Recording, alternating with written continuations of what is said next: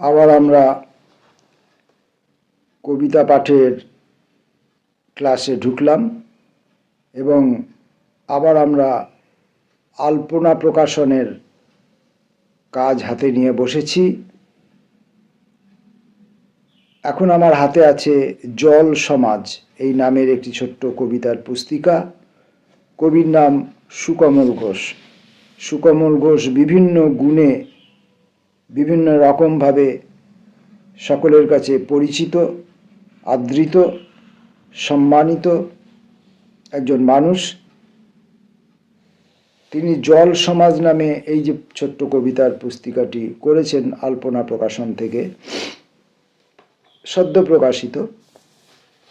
তো সেখানে 4টি কবিতা আছে, মাত্র 4টে কবিতা দিয়ে এই পুস্তিকাটি।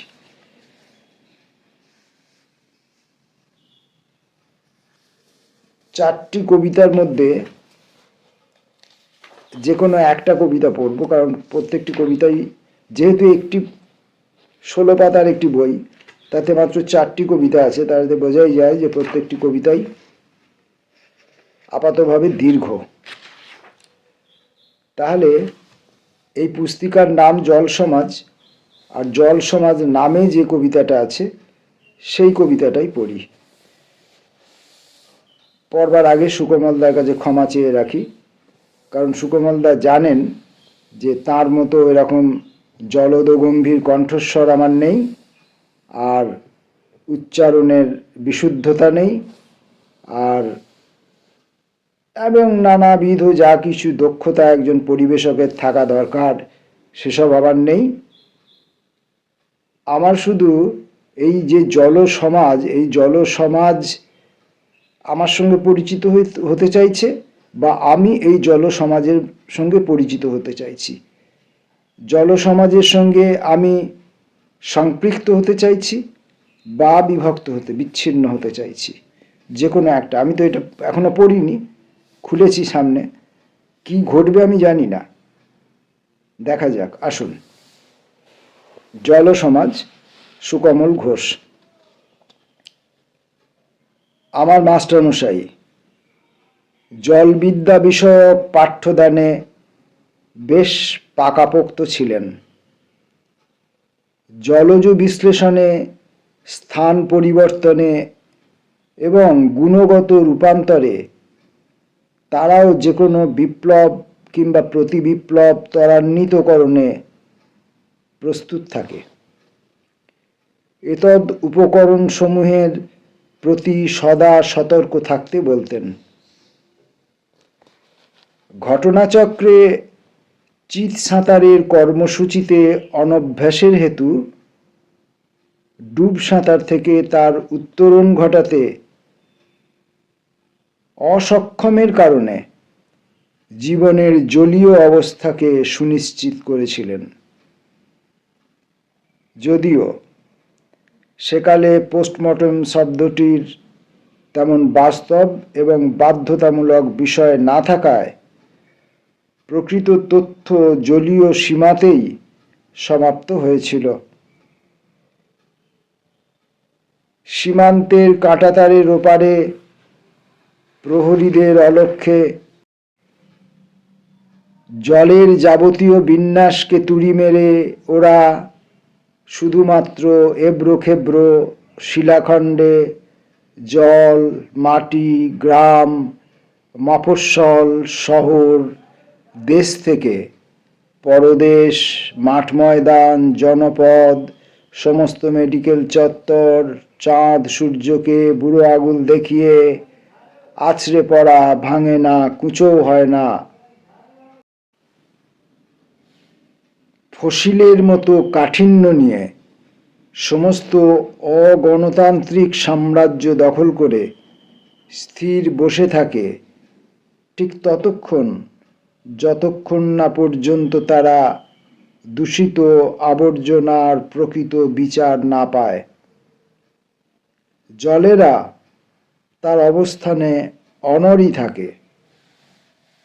আমার মাস্টারমশাই জলবিদ্যা বিষয়ক পাঠ্যদানে বারংবার নিজের মনেই বিড়বিড় করতেন, জলকে জলের মতোই থাকতে দিও।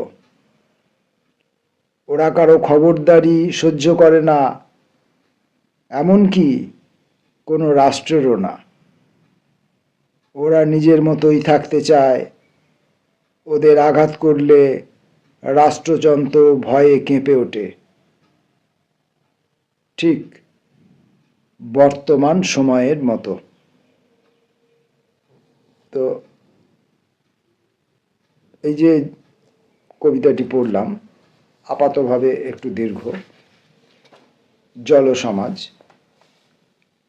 এই কবিতাটি আমাদের সমাজ, আমাদের সময়, আমাদের রাজনীতি এবং আমাদের জনৈক শিক্ষকের শিক্ষাদানের যে পদ্ধতি, সেই সম্পর্কে আমাদের কিছু ইঙ্গিতে কিছু বুঝিয়ে গেলেন, যেটা তথাকথিত রাজনীতিবিদদের বা রাজনৈতিক দলের কর্মীদের যদি উপলব্ধির মধ্যে আসে, তাহলে সামাজিক সুস্থতা বাড়বে বলেই সেই মাস্টারমশাই মনে করতেন, যে মেসেজটুকু আমরা এই কবিতার মধ্যে পেলাম। আচ্ছা, কবিতাটা বড় হলেও আমরা একটি মাত্র কবিতা না পড়ে আরেকটি কবিতা পড়ি। 4টি কবিতা আছে, তাহলে আরেকটি কবিতা পড়ি। প্রথম কবিতাটি একটি অযোগ্য কবিতা। কবিতাটি যখন অযোগ্য, একজন অযোগ্য মানুষের মুখ থেকে এটা পঠিত হওয়ার দরকার আছে। তারপর ভোর হবার আগে একে একে চোখ মেলল চড়ুই, শালিক, কাক। কিশোরী রোদ একটু পরেই দেখা দেবে তার বাঁকানো চোখ।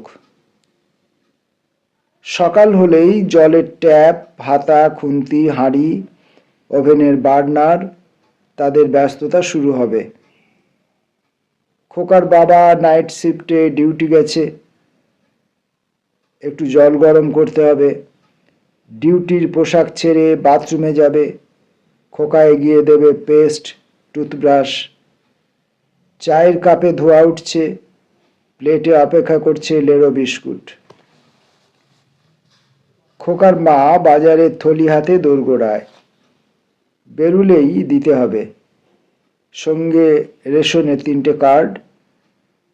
খোকা কিশোর থেকে যুবক হয়েছে, 12র পরীক্ষা দেবে সে। স্কুল বাস দেরিতে আসে, রাস্তায় জ্যাম। ড্রাইভার কাকা বাড়ির সামনেই ব্রেক কষে। একটা বেড়াল রাস্তা কেটে পেরিয়ে গেল। পিচের শরীর ছেঁচড়ে গাড়িটা থমকে দাঁড়ালো। ভয়ে উড়ে গেল চড়ুই, শালিক, কাক। বাজারে আজ চারাপোনা নেই। খাবি খাচ্ছে কাতলার মাথা মোটা মুখ। ওরা বললে, কাকু আজ নাই বা নিলেন, ওদের আজ অসুখ। সরকারি বেডে ভর্তি আছে যুবতীর ছেঁড়া পোশাক। চোখের নিচে কালশিটে দাগ, আর কত সইবে রাত। শরীরে অক্সিজেনের অভাব, সিলিন্ডার ফাঁকা। পাতাদের গেটে লে অফের নোটিশ, শেকড়ের পুড়ে যাচ্ছে গা। ভ্যাপসা গরমে ফিরে আসে খোকার বাপ। হাত শুকিয়ে বসে আছে মা, সিলিন্ডার খাঁ খাঁ। তেলের দাম বাড়ছে হু হু করে। যুদ্ধ চলছে, জ্বলছে ইট কাঠ কংক্রিটের বাড়ি। কালো মেঘে ঢেকে আছে নয়া প্রজন্মের সুখ। ওরা রাস্তায় নেমেছে, প্রকাশ্যে খুলেছে মুখ। দেদার মার খাচ্ছে, রক্ত ঝরছে, মাথা ফাটছে। দেখেও দেখছে না, নির্লজ্জ। প্রশাসনের বাংকারে লুকিয়ে থাকা মুখ। সামনে লটকানো নোটিশে লেখা, নো ভ্যাকেন্সি, সিনে die, apply again after some death certificate subject to issuance. মা বলতেন, ভাত দেখলেই চেনা যায় চালের জাত। এখন ওসবের বালাই নেই, সব কিছুই বাধা আছে রিজার্ভেশনের কোঠায়। কেনা বেচায় চলছে সবই। তিনি বলছেন, দম থাকলে হাইকোর্ট কিংবা সুপ্রিম কোর্টে যা। বিকেল গড়িয়ে এলো, করিডোরে আলো জ্বলছে, লো ভোল্টেজ, সিঙ্গল ফেজ। চড়ুই, শালিক, কাক এবার নিজেদের ঘরে ফিরে যাবে। আপাতত ওরা পাতাদের আড়ালেই আজকে রাতটা কাটাবে। ডাগর মেয়েগুলোকে নিয়ে গেছে অভুক্ত ভ্যান। রাতের বেলায় ওরা যোগান দেবে সুখ, শ্রম এবং জিভের ঘাম। সন্ধে ফুরিয়ে আসে, তাদের জন্য বরাদ্দ সময় খুবই কম। দিনের ঘুমোতে যাওয়ার সময় হয়েছে। আড়মোড়া ভাঙছে রাত। ওরা কিছুটা আড়াল পায়, লুকোনোরও জায়গা। সুদীর্ঘ সময়ের মধ্যে সেরে নিতে হয় যাবতীয় পরিকল্পনা, সংশোধনী, জনতার অজান্তে গোপনীয় বিল পাস। খোকা বড় হয়েছে, বাড়িতে মা নেই, বাবাও। সারি সারি মাথাগুলো ড্যাব ড্যাব করে তাকিয়ে আছে মাংসের দোকানে। সরকারি বেড ফাঁকা, প্রাইভেট চলছে গণতান্ত্রিক প্র্যাকটিস। প্রাইভেটে চলছে গণতান্ত্রিক প্র্যাকটিস। ছেঁড়া পতাকায় উপুর বসে স্বাধীনতার পতাকা। ছেঁড়া পতাকায় উপুর বসে স্বাধীনতার পতাকা। রাতের রাস্তায় ছুটে যাচ্ছে ওভারলোড, হাই স্পিড ট্রাক। ঘুমিয়ে আছে দিন, বোবা চোখ, খিদে মুখ, শহর, পাড়া, গাঁ। অনেকেই অভিযোগ করেন যে এখন যারা লেখালেখি করছেন তাদের লেখার মধ্যে সামাজিক অবস্থা, রাজনৈতিক অবস্থার, মানুষের অবস্থার কোনো প্রতিফলন থাকে না। অর্থাৎ এখনকার লেখালেখি এই সময়ের দলিল হয়ে উঠছে না। এই কথাটা সর্ব অর্থে সত্যি নয়। কোনো কোনো ক্ষেত্রে বা কারো কারো ক্ষেত্রে সত্যি হতেই পারে। আর সময় এবং সমাজকে, পরিস্থিতিকে তুলে ধরবার জন্য যে ভাষা, সেই ভাষাও যে সবসময় একই রকম হবে তার কোনো মানে নেই। এখানে সময়, সমাজ, রাজনীতি, অর্থনীতি, মানুষের সামগ্রিক পরিস্থিতিকে একদম যেমনটা আমরা দেখতে পাই, প্রতিনিয়ত যেমনটা আমরা দেখি, ঠিক তেমনটা করেই সুকোমলদা পরিবেশন করেছেন। অথচ কোথাও এটা অকবিতা হয়ে ওঠেনি, কোথাও এটা নিউজ হয়ে ওঠেনি, কোথাও এটা স্টেটমেন্ট হয়ে ওঠেনি।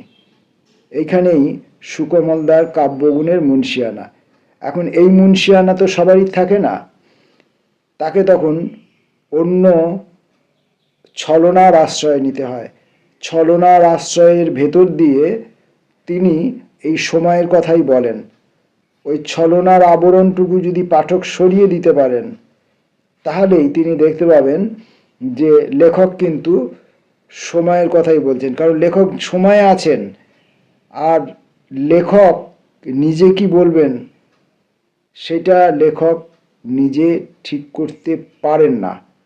কারণ সময় নিজেই মানুষকে দিয়ে কথা বলায়, সময় নিজেই মানুষকে দিয়ে যাবতীয় আচরণ করায়, সময় নিজেই মানুষকে দিয়ে বিভিন্ন রকম চিন্তায় চিন্তিত করে তোলে, সময় নিজেই মানুষকে বিকৃত করে তোলে। আবার সময় ফিরলে সেই বিকৃত মানুষগুলোই আবার সক্রিয় হতে পারে। সেটা সম্পূর্ণই সময়ের হাতে। ফলে ছলনা না করে যারা কবিতা লেখেন, যদি কেউ ছলনা করেন, ছলনা করে বেশি দিন লেখা যায় না, অল্প কিছুদিন লেখা যেতে পারে। তো ছলনা না করে যারা কবিতা লেখেন, যারা জীবনের কথা বলবার জন্যে, নিজেদের উপলব্ধির কথা বলবার জন্যে, নিজেদের যন্ত্রণার কথা বলবার জন্যে, এইসব বলবার জন্যই যারা কবিতা লেখেন, কবিতা লিখুন, গল্প লিখুন, উপন্যাস লিখুন,